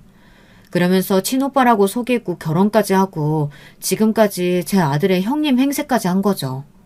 거기다가 저와 아들에게 이것저것 보험까지 가입하게 하더니만 이제는 두 년놈이 작정하고 저를 죽이려고 한 거예요. 제 생명보험을 노리고요. 저는 순간 온몸에 털이란 털이 다 서는 경험을 했습니다. 정말 너무 무서워서 몸서리까지 쳤어요. 만약 오늘 제가 통화를 듣지 못해서 아무것도 모른 채 매생이국을 먹었다면 저는 그대로 죽었을 거예요. 그리고 전 연놈이 제 아들에게까지 농약을 먹여 죽이려고 할지도 모를 일이었죠. 며느리녀는 깨어나자마자 곧장 검찰 조사를 받았어요. 그 오빠라고 우기던 동거남과 함께 말이죠. 더 충격인 건 그 연놈들이 제 아들 모르게 아들 명의로 생명보험을 2개나 더 들어놨더군요. 거기다가 손주들 보험까지 여러 개 들어놨어요. 그 연놈들이 더 징그러운 게 자기들의 잘못을 인정하지 않는다는 겁니다. 양심도 없는 연놈들이 절대 나쁜 의도를 가지고 보험에 든 게 아니라고 우겼지만 저는 믿을 수가 없었습니다. 문제는 며느리년이 자기가 탄 농약을 자기가 먹어버리는 바람에 형이 길지 않을 것 같다고 하더군요. 잘하면 벌금형 정도로 끝날 수 있고요. 그쯤 되니 차라리 내가 그 농약을 먹었어야 하나라는 생각까지 들었습니다. 응급실 사건이 있은 지 벌써 반년이 넘었어요. 답답하게도 아직 사건이 다 해결되지는 않았어요. 계속 소송은 진행 중이고 아들과 큰며느리 연애 이혼 소송도 진행 중입니다. 아직 막내 손주가 미성년자라 양육권 소송까지 하고 있거든요. 소송이 길어지니 아들도 지치고 저도 답답할 때가 있지만 그래도 저는 포기하지 않을 겁니다. 제가 지금까지 어떻게 살아왔는데 그런 나쁜 연놈들 정도 상대하지 못하겠어요. 그런 거지 같은 것들은 벌받아 마땅하죠. 여러분들께서 저에게 포기하지 말라고 끝까지 싸워서 이기라고 용기를 좀 주세요. 힘이 되는 댓글 많이 남겨주시면 제가 하나하나 다 확인하고 끝까지 포기하지 않겠습니다. 끝까지 저의 이야기 들어주셔서 감사합니다. 여러분들께는 항상 즐거운 일만 가득하시길 바랄게요.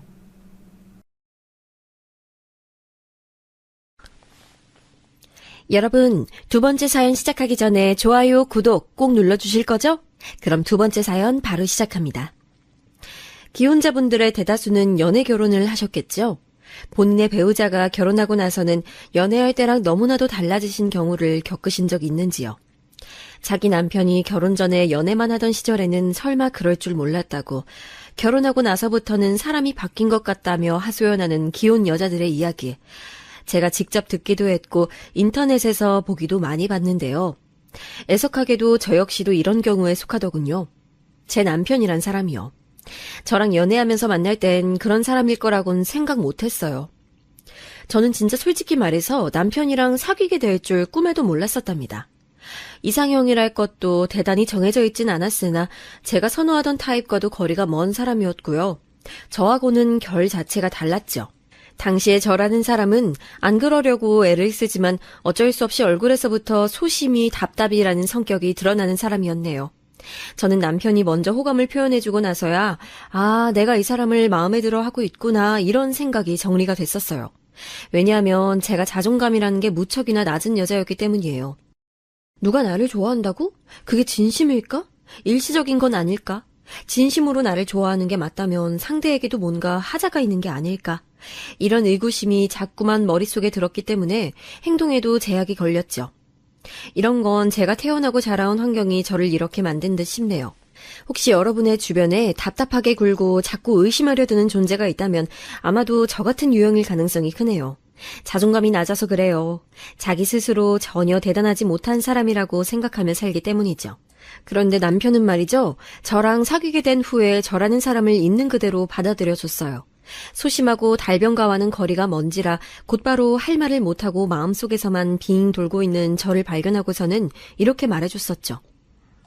너는 참 매사에 신중한 것 같아. 이런 사람은 덤벙대지 않고 실수를 잘 안 하더라.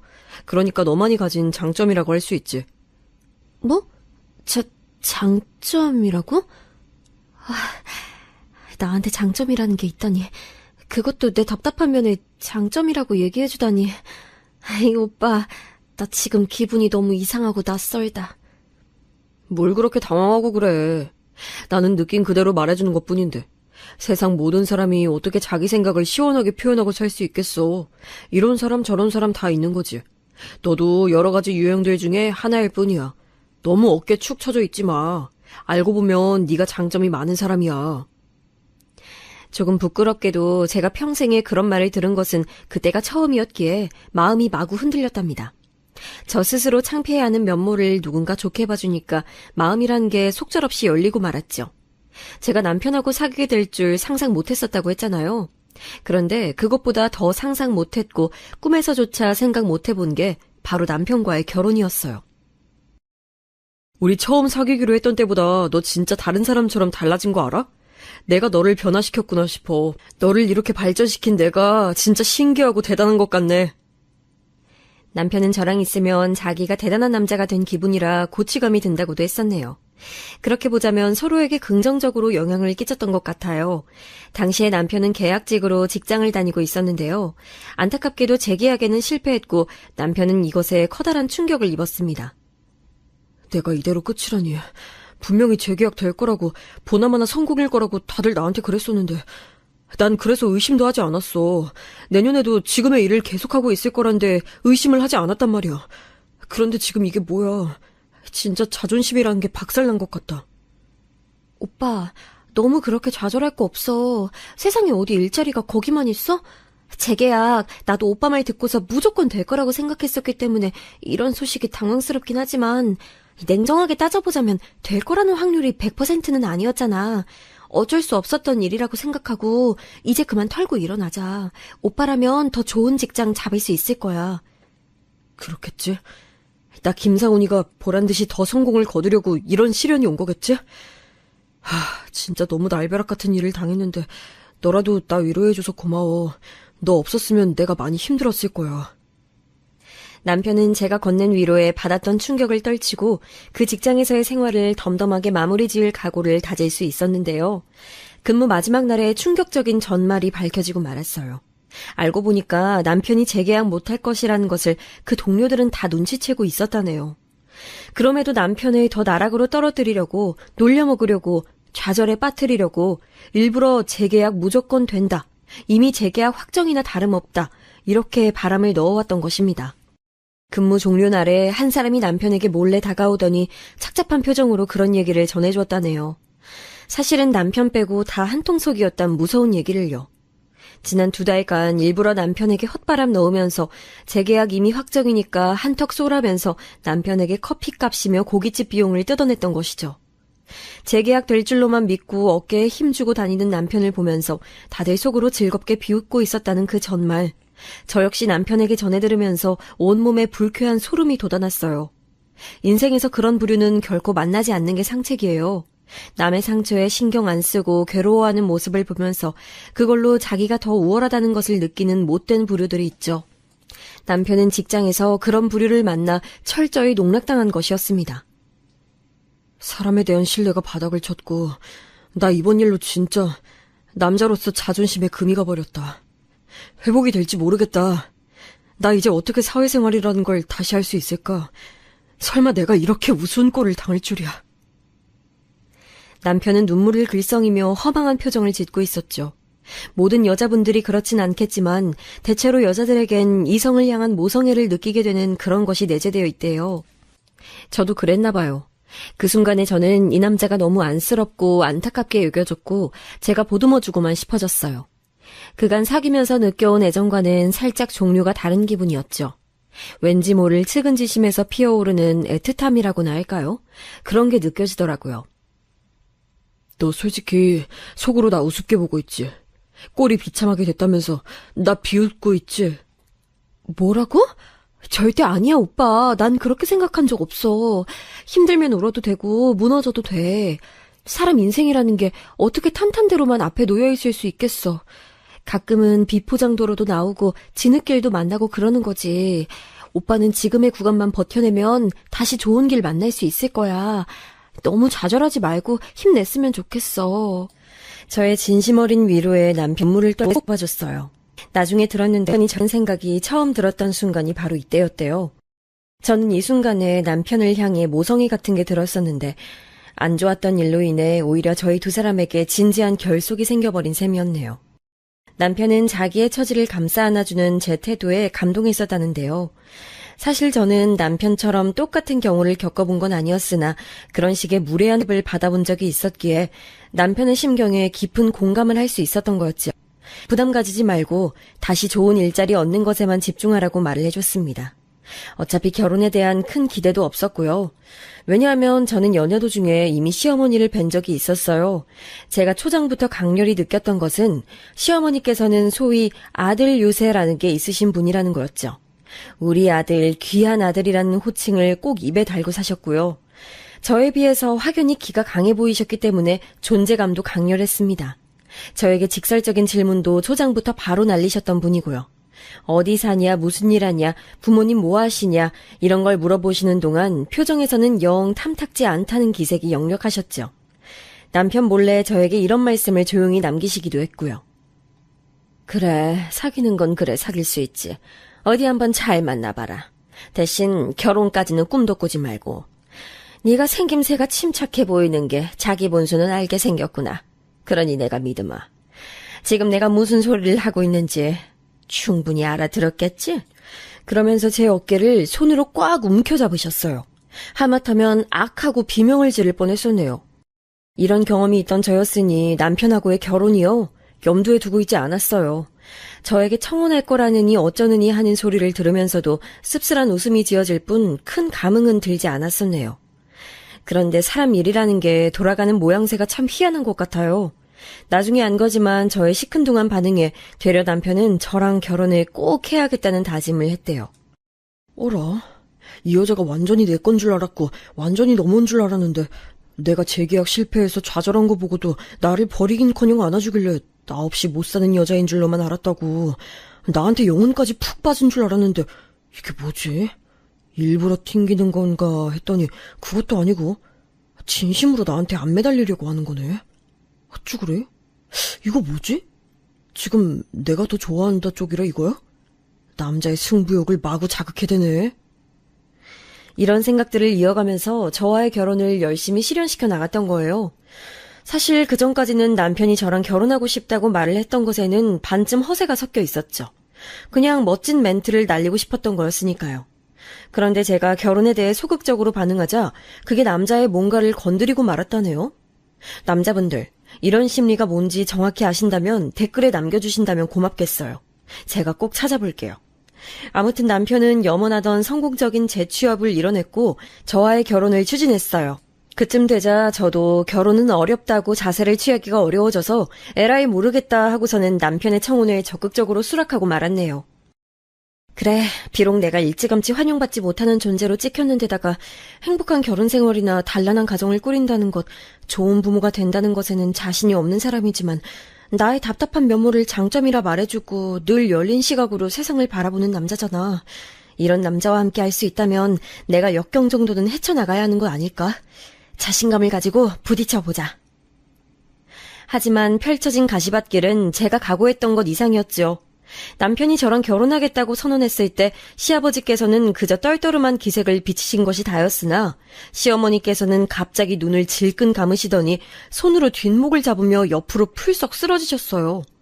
제가 얼마나 당혹스러웠는지 몰라요. 그런데 그걸 보고도 남편은 저랑 결혼하겠다고 밀어붙였으니 허락을 계속 안 하실 순 없을 노릇이었을 테지요. 남편에게는 누나가 있는데요. 제 시누이 되는 사람이 그때 거의 발작을 하면서 이렇게 덜 떨어진 여자가 왜 자기 올케로 들어오냐며 따졌어요. 제가 알기로는 남매 사이가 대면대면해서 전혀 안 친했던 것으로 아는데 자기 동생이 결혼하겠다고 하니까 갑자기 없던 남매애가 솟아난 모양이었죠. 저는 항상 눈치만 살피며 고개 숙이고 있었고요. 제가 저 자세로 나간 이유라면 소심하고 유약했던 성정 탓뿐만 아니라 집안 배경에 자신감이 없었기 때문이었을 거예요. 단지 내세울 것 없고 별 볼 일 없는 집안에 그치는 게 아니고 제가 친정 식구들하고 워낙 안 가까웠기 때문에 이런 일을 겪을 때 제 편을 들어줄 가족이 없어서 기가 죽었죠.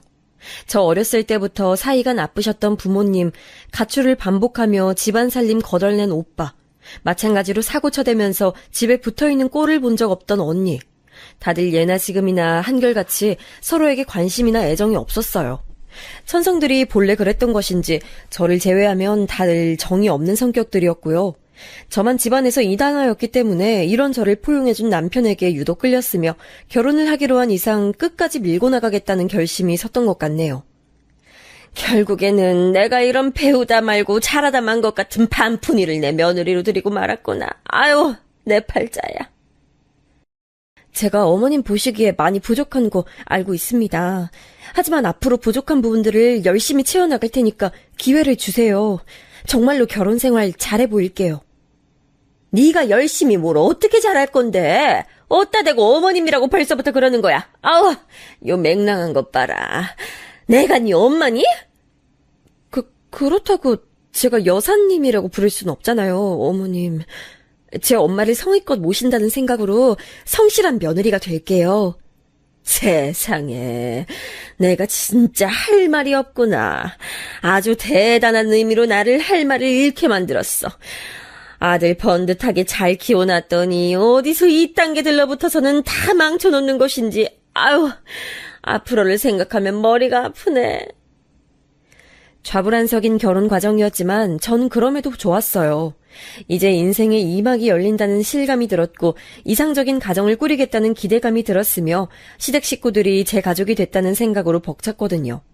하지만 시어머니께서는 저처럼 생각을 전혀 안 하신 모양이었죠. 초장부터 저를 엄청 갈궈대셨어요. 앞으로 고생 제대로 시켜줄 테니까 각오하라면서 일을 빡빡 가시는 모습에 제가 등줄기에 소름이 돋았던 적도 있었네요. 제가 집안일을 하나부터 열까지 다 잘하고 있는지 늘 감시하시고 확인하려고 드셨으며 남편에게 밥상을 어떻게 차려내고 있는지도 죄다 점검하셨어요.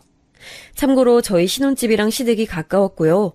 그렇기에 마땅히 될 핑곗거리가 없어서 저는 시어머니께 불려가기 일쑤였죠. 어느 날 저에게 볶음 요리를 알려주시겠다고 해서 시댁에 갔던 때는 앞머리가 치렁치렁한데 아직도 안 자르고 뭐 했냐고 시어머니께서 윽박을 지르셨고 제가 다음에 자르고 오겠다고 했더니 보기만 해도 답답하시다며 부엌 가위로 제 앞머리카락을 싹둑 잘라버리셨어요. 저는 삽시간에 앞머리가 이마의 맨 윗부분만 가리는 바보 같은 모양새가 돼서 놀란 마음에 눈물을 보였었죠. 그랬더니 나약하게 눈물이나 질질 짠다면서 저를 또 구박하셨고요. 당한 수모라면 단순 열거만 해도 내용이 엄청 길어질 거예요.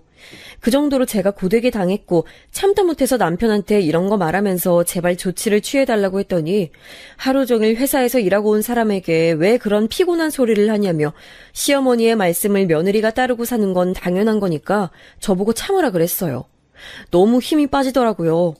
그런데 얼마 후 제가 임신 사실을 알게 됐죠. 병원에 가봤다가 깜짝 놀랐어요.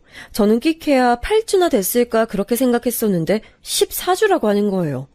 배가 겉으로 크게 안 나오는 산모들이 있는데 제가 그런 경우라고 했죠. 임신한 생명은 아들이었고 이때 처음 칭찬을 들었어요. 첫 방에 딸 안 가지고 아들 가진 건 잘했네. 최소한 눈치는 있나 보구나. 시어머니께서 그런 말씀을 하시는데 그게 뭐라고 저는 또 그 앞에서 고개를 열심히 끄덕여 보였는지 모를 일이에요. 임신 후기로 갈수록 제가 몸이 너무 안 좋아지는 바람에 어쩌다 보니 시집살이에서는 해방되어 살 수 있었고요. 출산 후에도 한번 몸이 크게 아파서 조용히 살았다가 아이가 2돌 지나면서부터는 다시 고생 시작이었네요. 아이 돌보는 것만으로도 벅찬데 제가 온갖 집안일도 독박이었고 시댁에 가서 수발 들고 사람 미치게 하는 시집살이였고 정신이며 육신이 남아나질 않았어요. 그래도 저 이게 평화를 지키는 길이라고 믿으며 참았습니다. 아이가 걷고 뛰고 말문 트이고 나서부터는 그래도 제 숨통 역시 트였으니 상황이 좀 나아졌고요.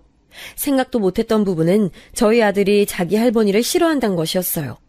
더 아기 적에는 안 그랬었는데 이제 머리가 크고 활동량도 늘어나면서부터는 희한하리만치 자기 할머니를 경계하더라고요.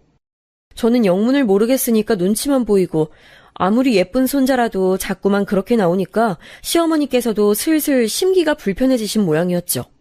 아이가 예민하단 핑계를 대면서 은근히 시댁에 안 가는 수법을 제가 한창 쓰고 있던 시기였어요. 그런데 어느 날 시어머니께서 요새 들어 입맛이 통 없으시다며 제가 말아준 시원한 비빔국수 한 그릇 먹으면 입맛이 다시 돌아올 것 같다는 말씀을 하시는 거예요. 이틀 연속 그렇게 말씀하셔서 제가 너무 난감했어요. 왜냐하면 전에도 한번 걸쭉한 양념장 넣고 상추 팍팍 올려서 비빔국수 드시고 싶다 하시길래 제가 해드렸더니 맛이 이게 뭐냐면서 이딴 거 먹을 바에는 차라리 밖에서 사 먹는 조미료 덩어리가 낫겠다며 욕을 한 사발 퍼부으셨던 전적이 있거든요. 그래서 저는 시어머니께 다시 비빔국수를 해드린다는 생각만 해도 기분이 가라앉아서 애써 흘려들었어요.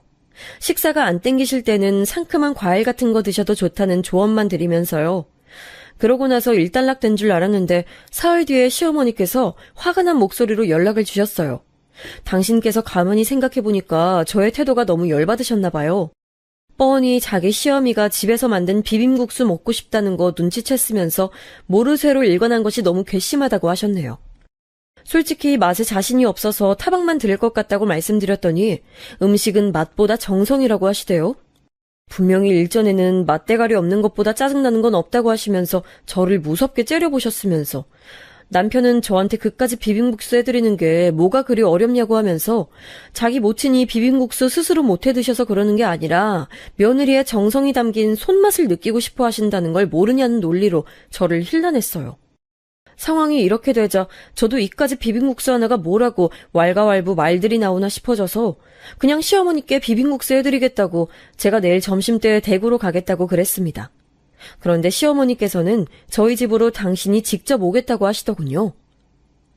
너는 계란 후라이 한 개만 붙여도 온갖 부산을 다 떨면서 부엌 해집어놓는 천하의 망충이잖니.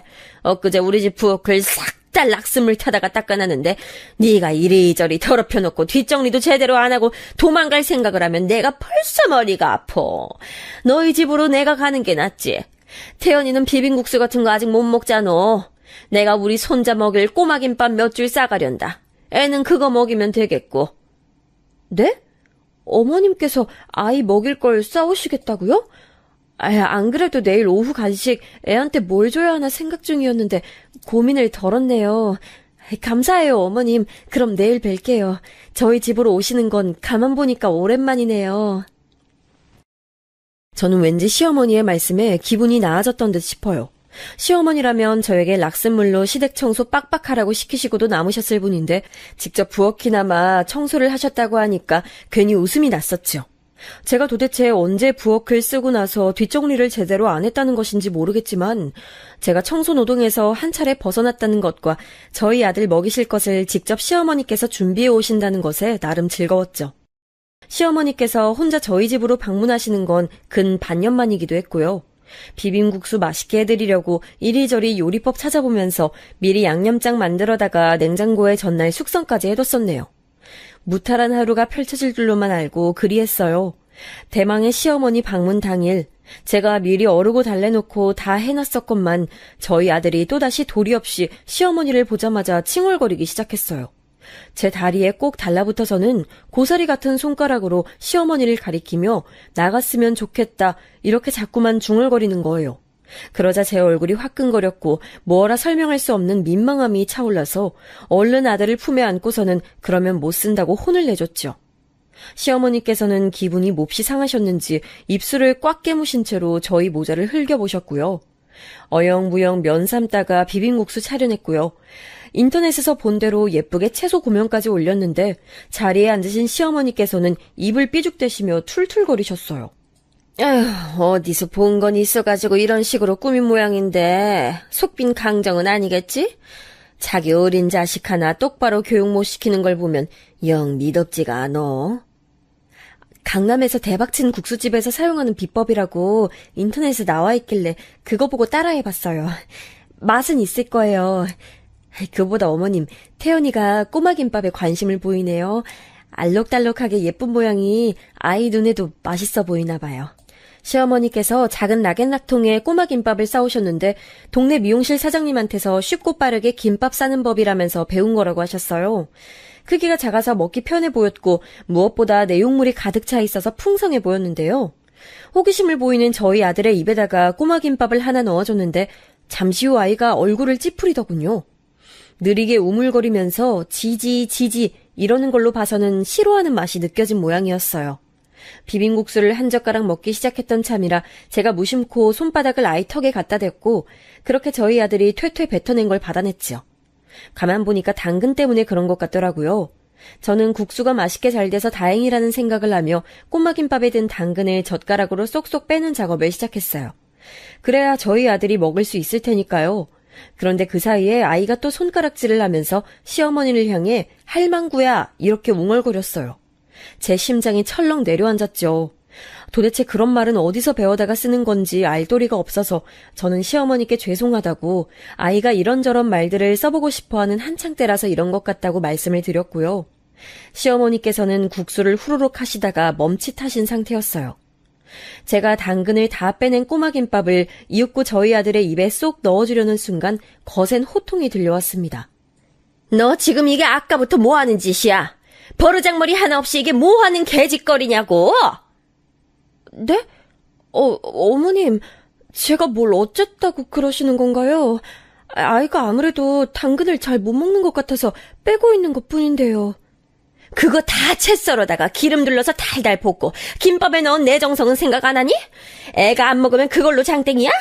할머니가 손수 만든 음식인데 애가 열심히 먹어보려는 신용이라도 하도록 네가 도와야 할 거 아니야? 너 혹시 일부러 지금 내가 만든 음식 해집어 놓으려고 수쓰는 건 아니지? 도저히 애 입에서 나올 법한 단어가 아니게 나오는 것도 수상쩍고 날 미워하도록 네가 얼마나 가진 수를 쓰면서 애를 세뇌시켰는지 내가 소상히 알아봐야겠구나. 내가 그동안 너무 안일했음이야. 에라이 망할 것. 이딴 맛대가리 하나 없는 국수나 차려내는 주제에. 시어머니께서 비빔국수 그릇을 밥상 위에서 휙 엎으셨어요.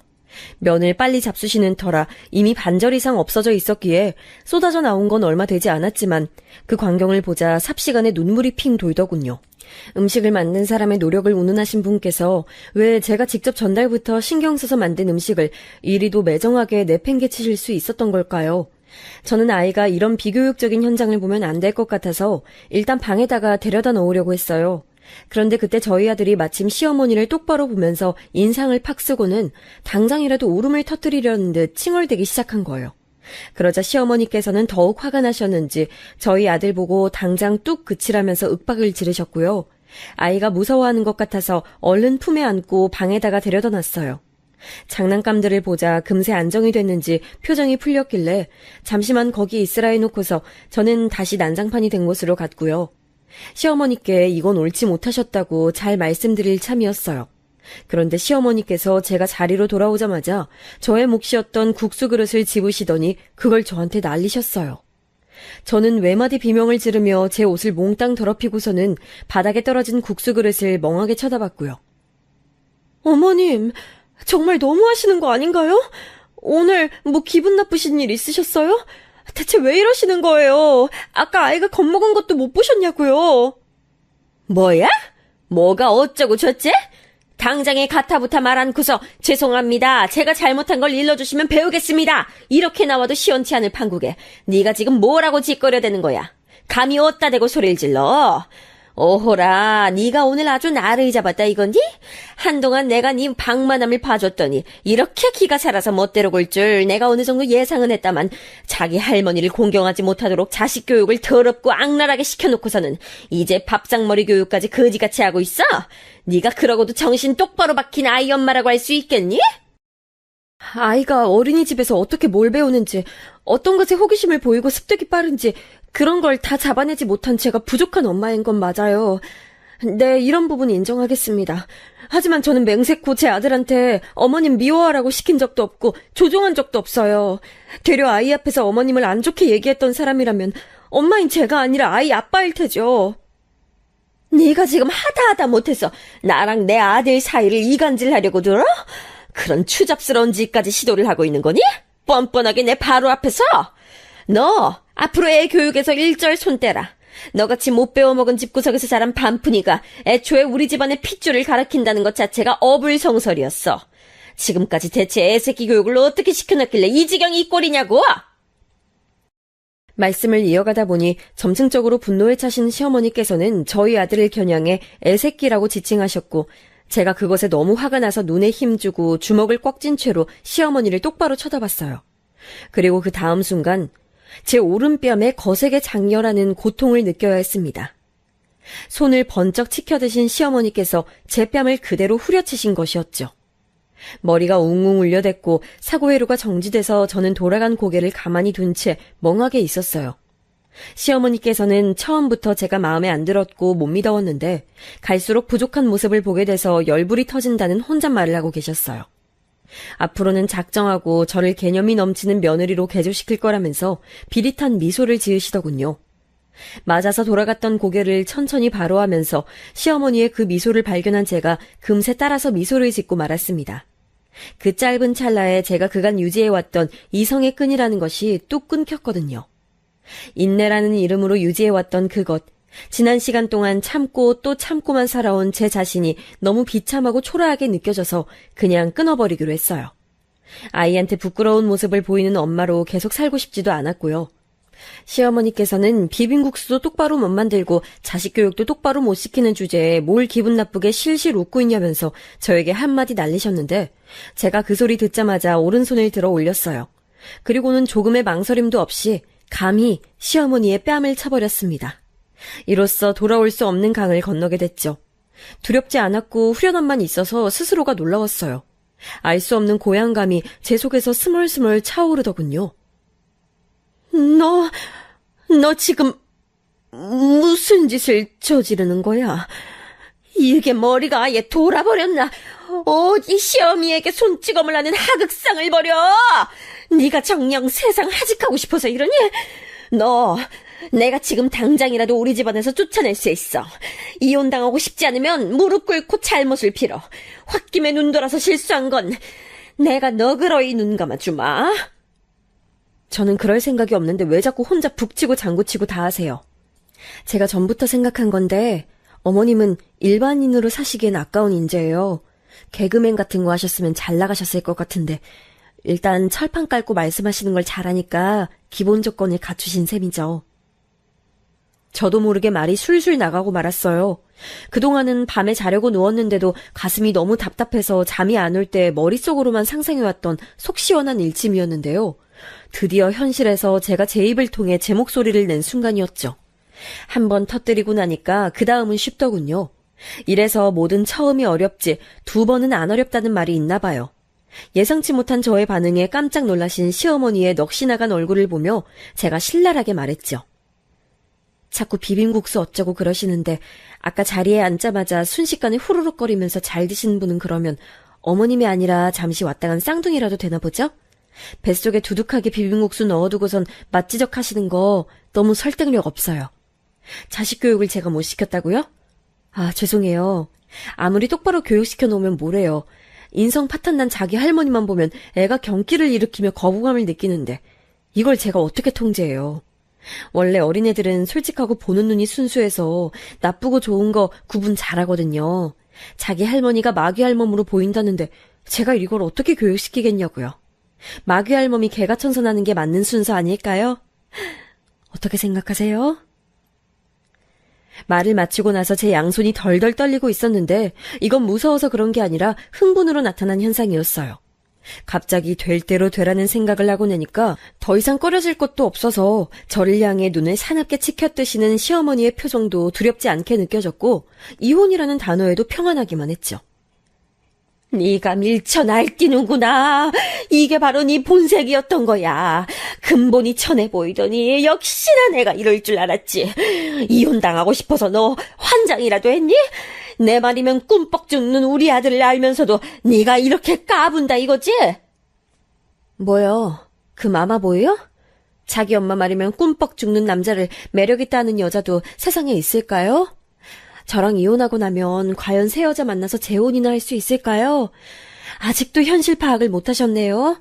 제가 할 수 있게 도와드릴게요. 그 현실 파악이라는 거. 제가 먼저 이혼하고 싶다고 말하고 싶어서 입이 근질거렸는데 어머님께서 협조적이신 것 같아서 다행이에요. 이혼하겠습니다. 잘 먹고 잘 사세요. 비빔국수는 제발 직접 해 드시고요. 뭐라고? 니까짓 게 뭔데 먼저 이혼을 하겠다고 설쳐. 허세도 적당히 부려. 이혼당하고 비참한 꼬라지로 살고 싶어서 그러니? 아이 빼앗기고 살아도 괜찮다는 게야?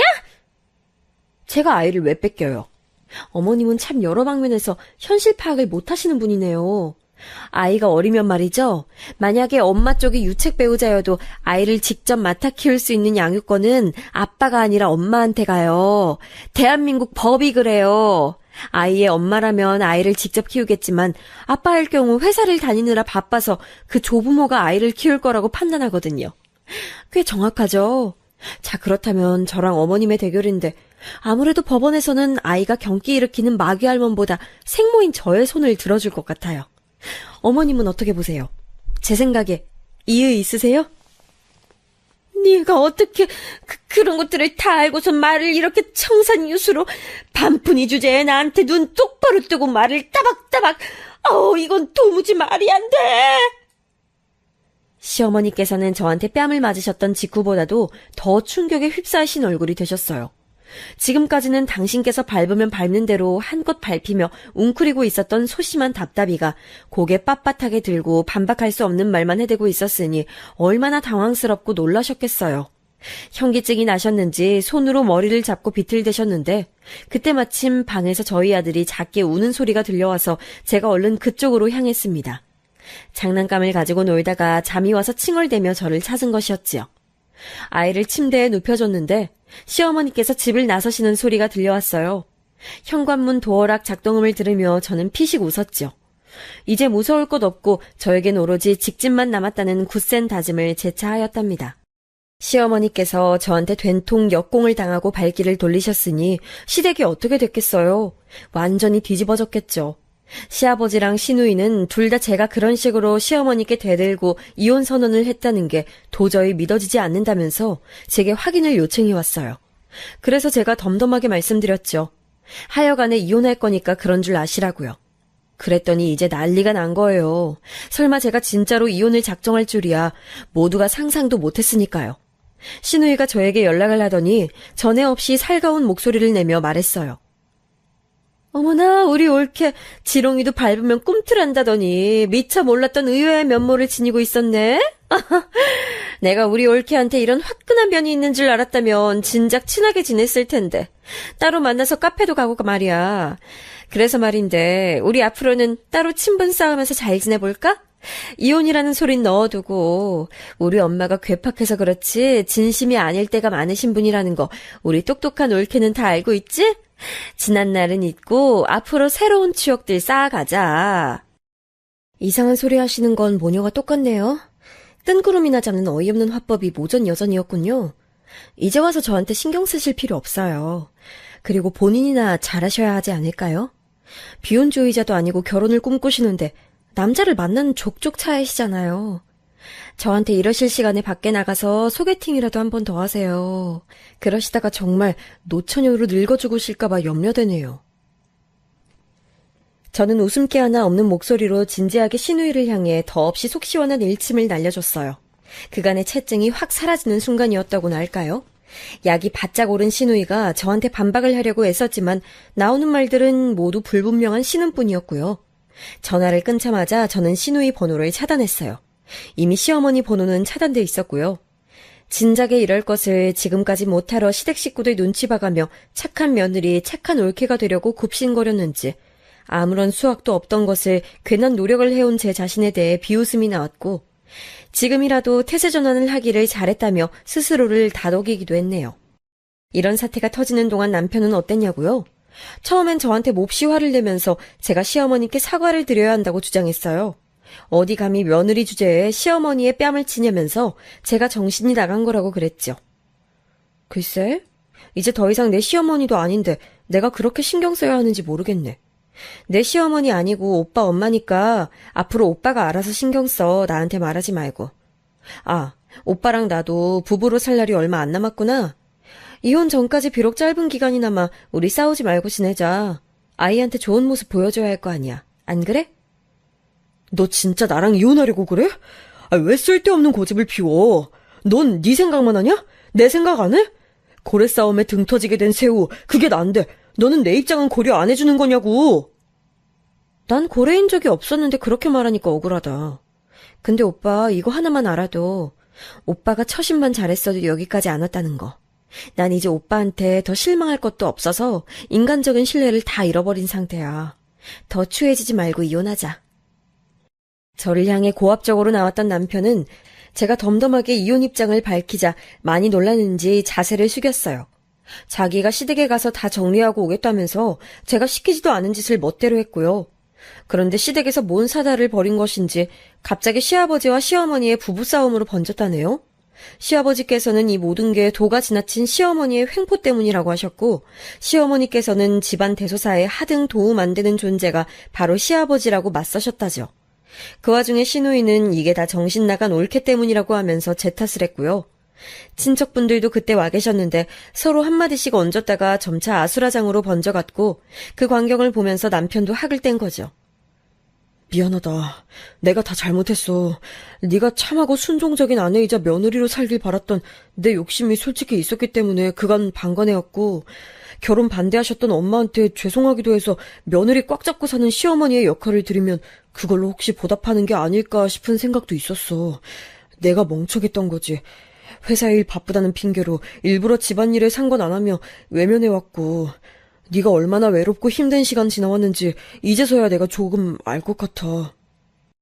남편은 제 앞에서 무릎까지 꿇고 빌며 눈물을 보였어요. 그런 모습은 처음 보는 거라서 기분이 묘해지더군요. 저는 이미 질릴 대로 질렸으므로 무조건 이혼하고 싶다는 입장을 고수했고요. 그랬더니 남편이 앞으로 2번 다시 제가 시댁 식구들 안 보고 살 수 있게 하겠다면서 월급 들어오면 아예 저한테 전액 다 입금하고 자기는 제가 주는 용돈 받으면서 그걸로 살겠다고 했어요. 설마 그렇게까지 처절하게 굽히며 나올 줄은 예상 밖이었기에 제가 흔들렸죠. 저는 워낙 친정 식구들로부터 가족의 정을 못 받고 살아왔기 때문에 제가 꾸린 가정이라는 것 자체에 애착이 사실은 강했어요. 그러니까 시어머니의 폐악에도 꿋꿋이 버텨왔었던 거겠죠. 한 입으로 두말할 사람이라서 당최 믿음이 안 가는데? 지금은 이렇게 말해도 단 몇 달만 지나봐. 나 때문에 자기 가족을 보기 불편해졌다고 그럴 테고 명절 때마다 나를 설득하려고 들겠지. 아니야, 절대 안 그럴게. 각서 쓸까? 네가 원하는 내용으로 각서 쓰고 지장 찍을게. 명절에는 아예 멀리 여행 가는 것으로 할게. 정말이야. 나 이제 내가 뱉은 말 지키면서 살 거야. 우리 아들 태연이를 봐서라도 나 한 번만 용서해주라. 제발 부탁이야. 일생일대의 간청이라면서 남편은 눈물을 훔쳤고 고심하던 저는 결국 이혼이라는 선택지의 문턱 앞에서 돌아서고 말았어요. 한 번만 더 속아주겠다는 말과 함께 남편이 내민 손길을 맞잡아줬죠. 기필코 이혼하리라 결심했었는데 남편의 눈물 앞에서 그 결심을 무너뜨린 제 자신에게 실소가 나왔으나 아이를 보고 있자면 이혼은 역시 최대한 미룰 수 있을 때까지 미루는 게 낫다는 생각 역시도 드네요. 시댁과의 절연을 저는 선언했고요. 온 시댁 사람들이 다 모인 앞에서 남편이 저의 입장을 밝히면서 앞으로 저희 아들도 시댁으로 데려오는 일 없을 거라고 말했습니다. 시어머니께서는 눈가 뒤집고 절규하시면서 뒤로 넘어가셨어요. 반푼이 며느리한테 당해서 상황이 이렇게까지 됐다는 게 믿어지지 않는다며 펑펑 우셨어요. 정신을 차리신 후에는 이대로는 안 되겠다 싶으셨는지 저에게 사과하시겠다며 따로 자리를 만든다 하셨는데 상대가 응해야 그 자리가 갖춰지는 거 아니겠어요? 저는 응할 생각이 없었죠. 그러자 시어머니께서는 거듭 저를 찾아오시면서 미안했다고 용서를 비셨는데 제가 아예 상대를 안 해드렸어요. 이미 버스는 떠났는데 뒷공문이 보면서 열심히 손 흔들어봤자 그 버스가 후진해서 돌아올 리 있나요? 그러니 가슴 사무치게 후회해도 이미 늦은 때였다는 것이었죠. 그 후로 어떻게 되었냐면 말이죠. 몇 달 뒤에 저희 집이 다른 동네로 이사를 갔고요. 출입보안이 철저한 데라서 입주민 아니면 못 들어오는 게 아주 마음에 들었답니다. 그 이후에는 시부모님께서 이혼을 하셨어요. 설마 이혼을 저희 부부가 하는 게 아니라 시부모님께서 하실 줄이야. 이것에는 정말 깜짝 놀라고 말았습니다. 시아버지께서 진작에 이러고 싶으셨다는 말씀과 함께 강경하게 이혼을 밀고 나가셔서 그렇게 됐어요. 얌전하기만 한 줄 알았던 제가 무섭게 대응하는 것을 보면서 시아버지께서도 더 늙기 전에 내가 원하는 대로 해버려? 이런 생각을 품으셨다는 후문이 있어요. 시누이는 또 모든 걸 제 탓으로 돌리면서 아주 악담을 퍼부었는데요. 그 바람에 남편이 시누이랑 미친 듯이 싸웠어요.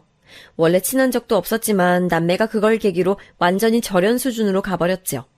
저 때문에 그렇게 된 것 같아서 제가 찜찜했는데 남편이 고개를 가로젓더군요. 아니, 결국 다 이렇게 될 일이었고 이렇게 되는 게 바로잡는 길이었던 것 같아. 오히려 너무 먼 길을 돌아와서 늦은 감이 있을 뿐이지.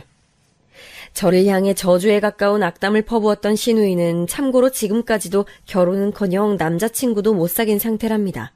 시어머니께서는 화병 나셔서 한의원을 잡고 다니시다가 그걸로 돈을 너무 많이 쓰셔서 시누이가 카드 청구값 보고 개거품을 물었다는 얘기를 얼핏 들었어요. 앞날이 어찌 펼쳐질지 장담이란 건 없지만 적어도 지난날보다야 낫겠죠? 그런 생각으로 일상을 나눈 중이에요. 이제는 완전히 사람이 바뀌어서 가정적이고 헌신적이 된 남편과 눈에 넣어도 아프지 않을 저희 아들과 함께 말이죠. 제 얘기는 여기서 맺을게요. 들어주신 모든 분들께 고맙습니다.